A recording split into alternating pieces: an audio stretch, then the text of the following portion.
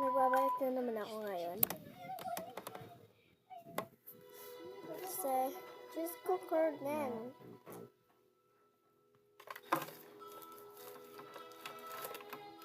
So, magamit na naman tayo ngayon dito.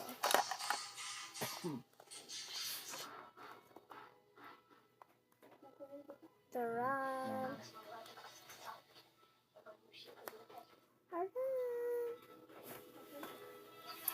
Yung lipstick natin gamitin, guys. Pili lang kayo. Ito lang. Hide na lang.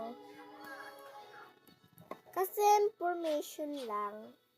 So, ganun yun. Part 4 na tayo. Part 4 na tayo. Mana kasi tayo sa part 3 na tayo. Pero ikaw man ito ay part 4 na. Okay?